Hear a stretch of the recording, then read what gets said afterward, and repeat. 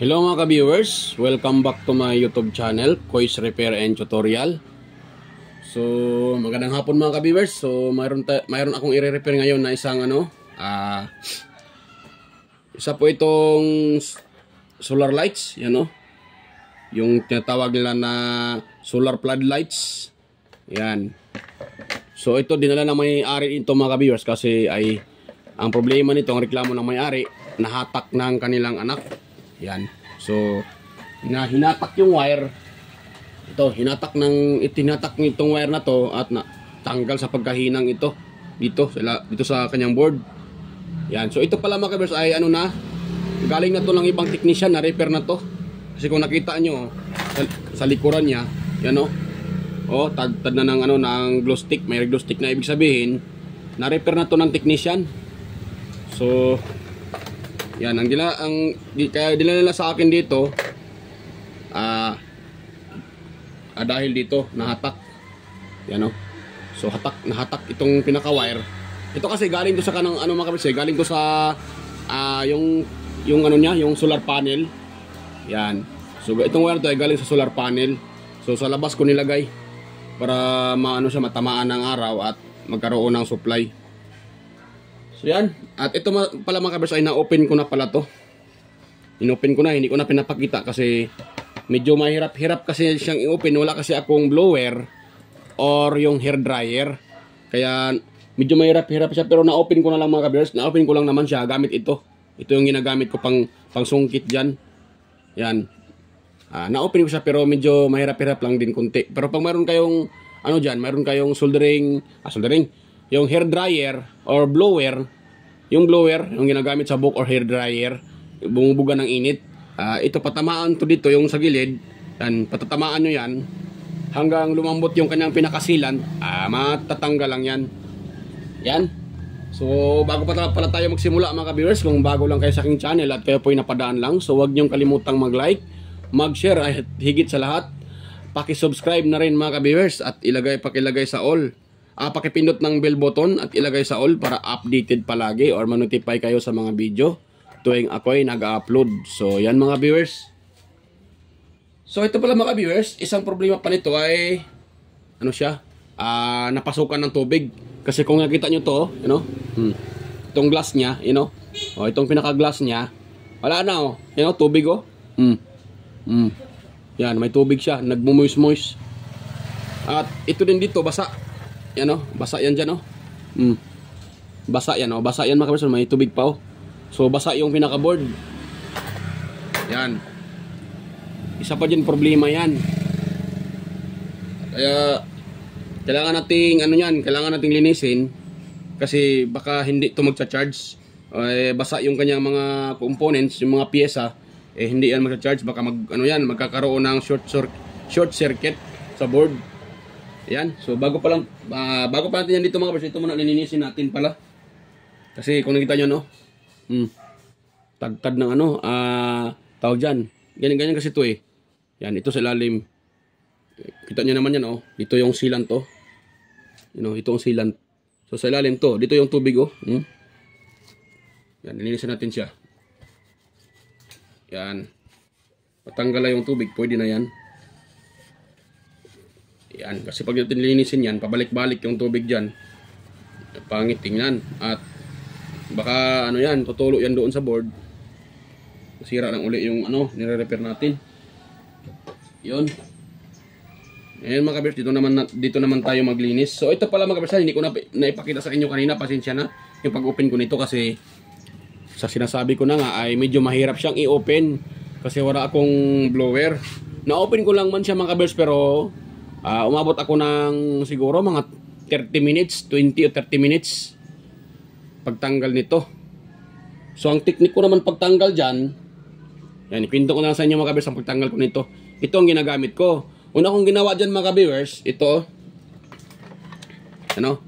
kung nakita nyo binutasan ko yan. Dito ako nagbutas. Yan, binutasan ko dyan pati dito. Sana yun isang binutasan ko andito, tapos yan binutasan ko siya dyan. Ang Ang purpose kasi yan mga viewers, pag may yan ay nabutasan na, yan. So tutusukin mo lang siya ng Flux Pro or maliliit, ito lang ginagamit pang tusok ito. Yan, tinutusok ko ganyan, tinutulak ko siya dahan-dahan hanggang umangat dito. Yan, umangat siya dito. Umangat siya dito. So pag angat niya, so kinalangan ko siya. Yan, ito ang ginagamit ko pang pang tanggal. Ginaganon ko siya dito, ginaganon ko siya mga ka-viewers, oh. Yan, ginaganon ko. Hanggang dito, ginaganon ko siya. Yan. Pagtanggal ko diyan, ginaganon ko siya, oh. Yan. Ginaganon ko, ayan. Hanggat natanggal yung pinaka-glass yan, pa dito, patuyok yan, ganyan. Yan. So, ganun ang ginagawa ko, kaya medyo natagalan ako konti. Pero okay lang naman kahit natagalan konti, pag pinursige natin, ano lang talaga natin yung ginagawa din, pwede naman siyang matanggal. Ang unang gumawa pala nito, kasi ang problema doon nito nung una ay hindi din nagcha-charge. Ang ginawa ng unang technician, dito binutasan mga ka-viewers.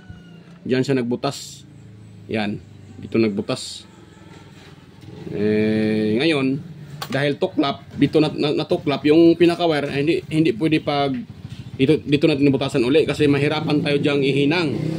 You know, pag ito ang binutasan ko uli, mahirapan akong ihinang yung pinaka-wire kasi kung nakita niyo naman, dito pa banda yung hindi pala kita. So dito pa banda yung diyan pa banda yung pinaka connection niya.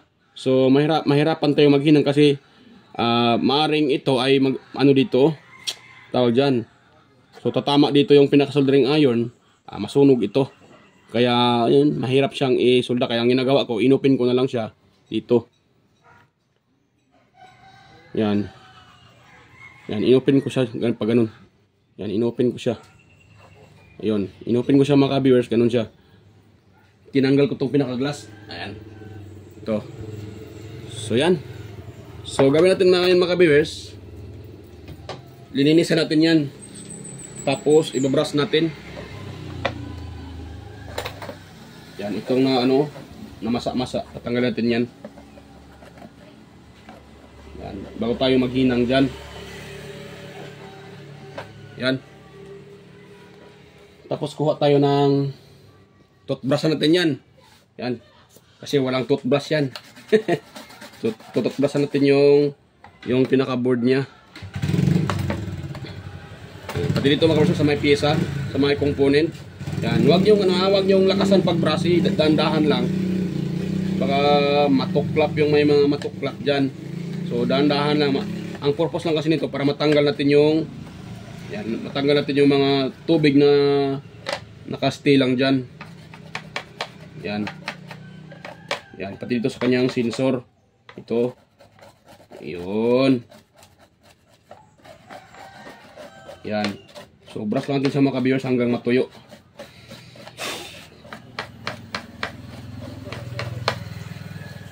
Yan, basa talaga dito. Basa. Basa talaga siya mga ka-viewers. Yan. Basang-basa.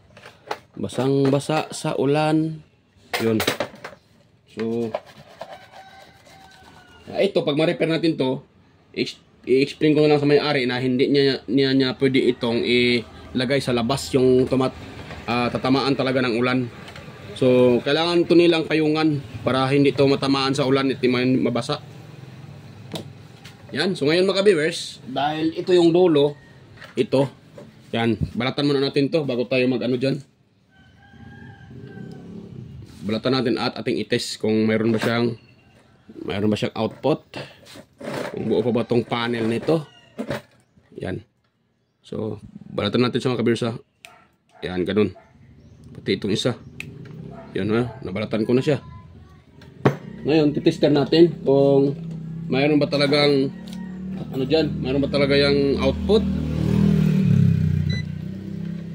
Yan, dito ko lagay yung tester. At ititest natin kung mayroon siyang output. Yung sa red, dito tayo sa red. At sa itim naman itim. Yan, oh. Kung nakita nyo, mayroong nakuhang paano yan? Yan, oh. Mayroon akong mayroon akong nakuhang 5.9 5.9 volts. So 6 volts siya mga viewers. Yan o. Tanggalin ko sa ano. Yan o, wala yan. So yan o po uli. So yan o, 5.9. So 6 volts siya mga viewers. Mayroon siyang 6 volts. Yan. Yan o, 6 volt. Yan. So ibig sabihin, okay pa tong kanyang pinaka-panel. Yung solar panel niya. Ngayon, tara nating itap dyan sa ano niya, kung iilaw ba to ng red.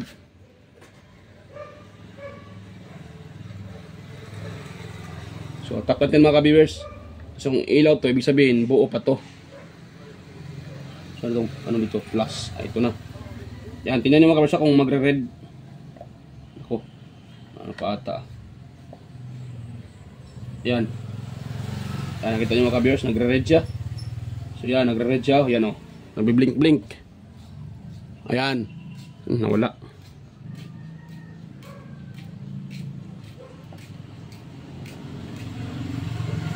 Wala ano nang maayos. Yan, tapos dito sa isa. Yan. Yan o, nagbi-blink-blink siya, di ba? Yan, nagbi-blink-blink. Ibig sabihin, nagcha-charge yan. So, nagcha-charge siya mga ka-viewers. So, nakita nyo. Yan, nagbi-blink-blink. So, pwede pa to siya mga ka-viewers. Dahil nagcha-charge pa siya. Yan o, nagre-red siya. Tapos nagbi-blink-blink na pula. Yan. So, okay pa yan mga ka-viewers. So, ang gawin natin ngayon mga ka-viewers, dahil ito'y ano, ihinang ko to dyan. Yan, ihinang ko siya mga ka-viewers. At bago ko pa to ihinang pala, kailangan ko tong anuin. Wait lang muna. Huwag ko na dito. Kailangan ko siyang yan mga ka-viewers. Tawag dyan. Ganyan o. Wait pala, mali pala. Pasok ko muna dito una pala. Dito. Ibuhol. Yan. Hirapan pa akong magtagalog ah. So yan, kailangan natin siyang ibuhol para hindi mahatak mga ka-viewers. Siguro ito ay nakalimutang ibuhol ng unang gumawa nito. Kaya nahatak siya. So madali lang siyang nadali siyang na-disconnect doon sa kanyang connection kasi hindi siya nakabuhol. Pag ito ay nabuhol, matibay na to mga ka-viewers. Ganun lang mga ka-viewers oh. Yan, ibuhol natin siya. Katulad ng gumagawa ako ng ano ng yung natatanggal na ano ng mga Bluetooth speaker, yung mga rechargeable. Ganito yung ginagawa ko eh. Binubuhol ko, yun, binubuhol. Yan, nakabuhol siya. Kahit mahatak man to dito, yan oh. Kahit mahatak yan. Kahit mga ganyan yan siya, oh. Mahatak dito. Mahatak siya, pero ito hindi na mahatak kasi nakabuhol. Yan. So, yan. Susoldahin natin yan mga ka-viewers.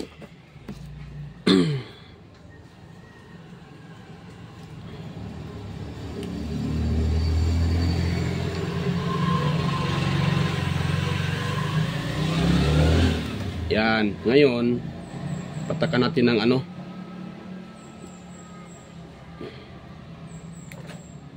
So, ito daw ay kailangan lang gamitin namaya. Ang problema, ano na, anong oras na ngayon? Alas 3. Hapit sa, sa ata, alas 4. So, hindi na ito mapapull charge. Kung sa araw natin ito i-charge. So, ang gawin ko nito ngayon, maaaring ito ay anuan ko. I-charge ko sa charger na 2 ampere para madali siya magkarga mga ka-viewers ito. Kasi pag sa araw natin to medyo ano ng araw eh.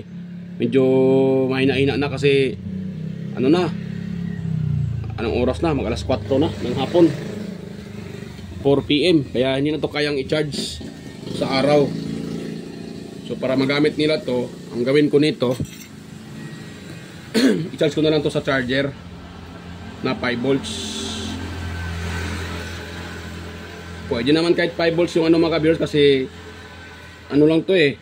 Yung baterya nito ay 3.7. Yan.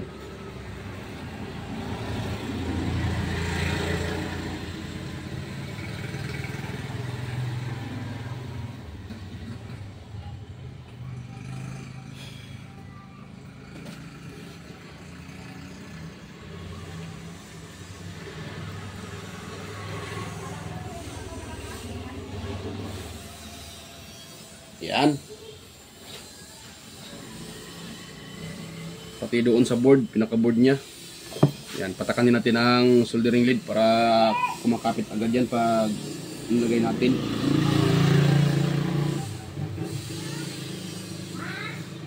Dito din sa kabila mga ka-viewers.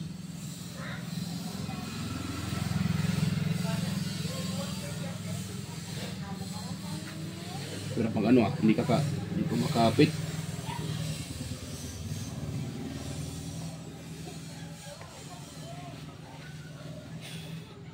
Yun. Tapos dito naman tayo sa isa. Sa negative.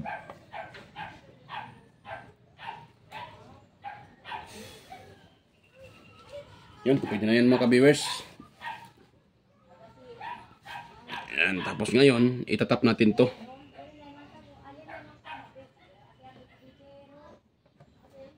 Or pwede naman siguro, sila na lang mag-charge nito. Pero hindi nila to mali pala pag-tap ko kaguwang na. Pero hindi nila to mga gamit bukas mga ka-viewers, mamaya. So bukas pa na to mga gamit kasi kailangan pa itong i-charge ng isang araw para mapo-full charge.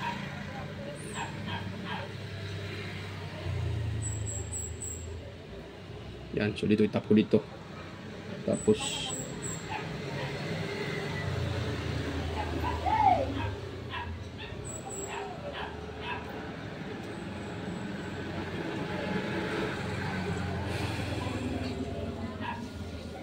yan. Ayun. Kulang pa sa kulang sa pagkahinang.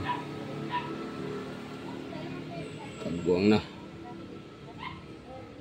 Ayan, iwasan natin magdikit tong sa ground. To ground kasi andito yung andito yung MOSFET nakalagay ata. Ang MOSFET o regulator. So yung paa na yan sa ground, diyan nakalagay yung yung regulator ata yun.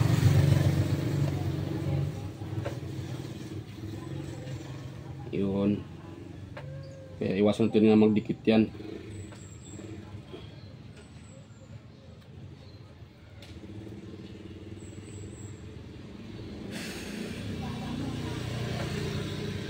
Yan. Yan mga ka-viewers. Ngayon, para matibay yan, so papatakan pa natin yan ng papatakan natin yan ng ang tawag dyan. Papatakan natin ng glow stick mga viewers para matibay yan.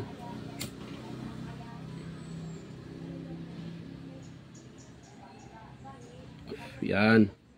So dito papatakan natin dyan, tsaka dito para matibay yan. Yun. Pati dito din mga ka-viewers sa isa. Dito. Yan. Yun.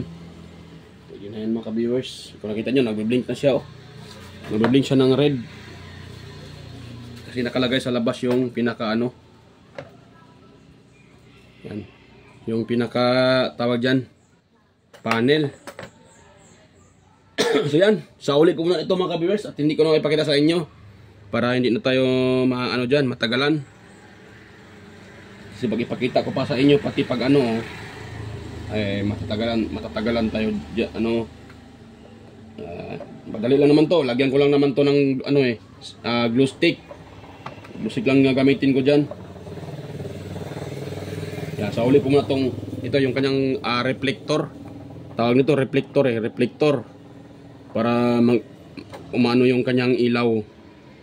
Yan, so nakaganon siya. Bago natin ito ilagay. Nakaganon din, nakaganon. Ayun, nakaganon siya. So lagyan ko na lang dyan ng soldering lead.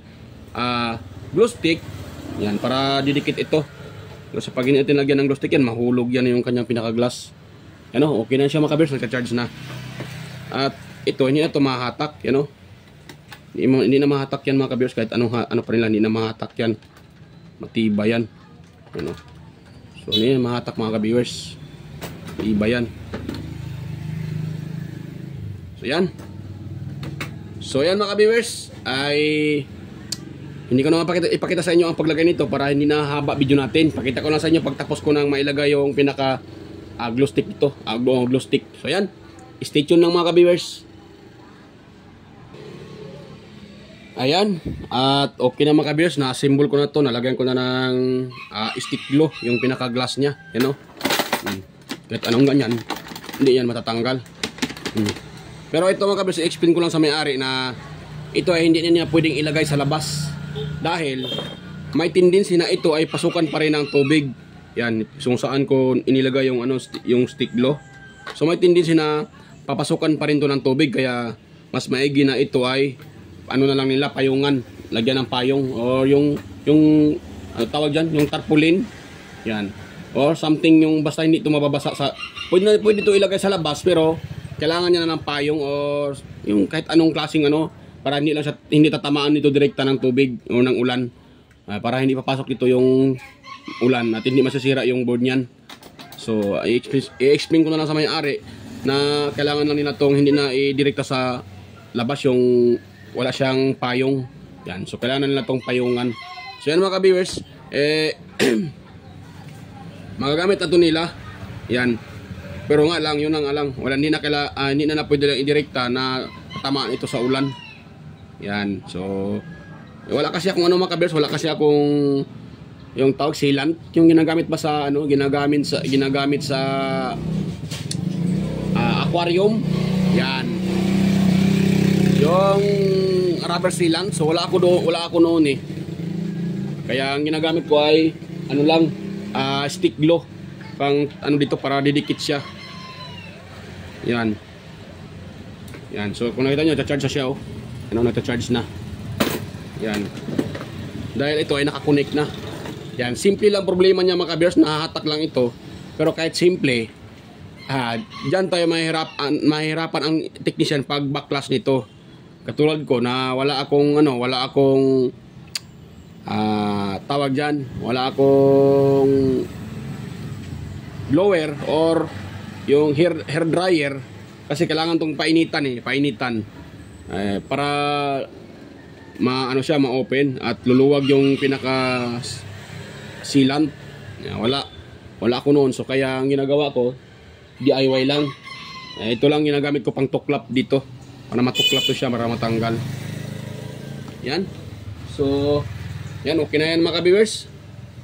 So bago pala tayo magtapos mga ka-viewers, mega love shoutout pala sa inyo. Nakalimutan ko mag-shoutout sa kalagitnaan ng video ko. So ngayon na lang ako mag-shoutout, pasensya na po. Kanina sana yun, so nakalimutan ko mag-shoutout sa kalagitnaan. Kaya ngayon na ako mag-shoutout. So yan, mega love shoutout pala mga ka-viewers sa mga patuloy yung sumusuporta sa inyo mga ka-viewers, sa mga silent viewers, organic viewers, mga subscribers ko dyan. At mega love shoutout po sa inyo at sa mga nagko-comment din, si Sir John Santiano, Sir Randy Trinidad, and mega love shoutout po sir. Si Alex Parone, Sir Alex Parone, Sir Toxic Gaming or Sir Nels TV. Yan, mega love shoutout po Sir Idol Nels TV. Ryan De Leon, Francis Kayanga, Florindo Isidro, John Mercado Jr., Manuel Mahadokon, Sir Ferdinand Lopez, Edgardo Jr. Dato Talavera, Edgar Macam, Sir Edgar Macam, Sir Vicente Bibuso Bandiquillo, yan, Sir Rinaldo Macasiano ng GMA Cavite, si Sir Simon ng PTRCE, Zamboanga Assistant Chief NAS, Police Regional Training Center, Region 9, yan, mega shoutout po sir.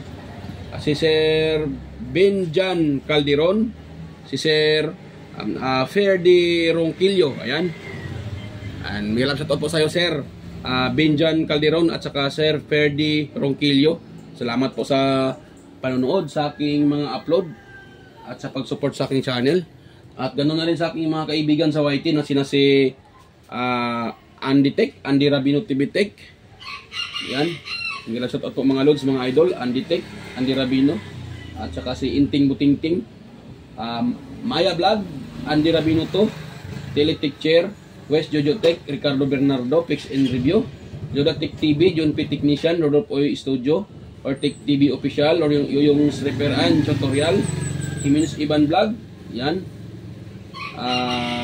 Phil Am Country Living, White Perry, Porsche TV, Bullet Train Channel, GEG Channel, Soktik TV, Perry Mendoza Vlogger, Chris Perez Vlog, Roel San Andres, Edstech TV, GFC TV, Cebuanang Amaw, Jos Electrical Vlogs, Rodchoy Fishing Adventure, Mercy Wirham, Amigos Amigas, Jan Ingracia, Tuna Incabo, Liloyotech, DJS Channel, Tiger Set, Indaitis TV, Lix TV Official, Jeros Flores Mix Vlog, The Booking Channel, Sir Watkins, Life in Japan Countryside, Abby the Explorer, Iconic Insight and Beyond, Din Lens TV Vlog, Naanatanan TV, Maskarang Vlogger Kuno, Look Dagnit, Aling Peps, Marco Francis 713 Mix Vlog, OD Expert, Diosdado Vlog Channel, sino pa yun? Si IAQC TV, Kisnel Channel, Reim Vlog, Anonymous Vlog, Jinky Inok Vlog, JW Jingward, Teacher Chob.ph, Bitoy Malana, Darwin Tech, Farmer Boy TV, Roger Cedric, yan, Digidis Quanter, Ipras View, Digilin Mix TV, at saka si Baybayon TV Mix Vlog. Ayan, may shoutout po sa inyo mga idol, mga master at saka mga lods. Yan. So yan mga ka-viewers, so bago pa tayo tuluyang magtapos, kung mayroon kayong nakuhang ideya sa sinishare ko sa inyo ngayon mga ka-viewers, so huwag niyong kalimutang mag-like, mag-share, at higit sa lahat pakisubscribe na rin mga ka-viewers. Ayan. So ayan, kita-kita tayo ulit sa next kong mga video mga ka-viewers, at bye-bye po, at thank you sa mga manonood pa lang sa aking video. Ayan, thank you at bye-bye po. Bye-bye.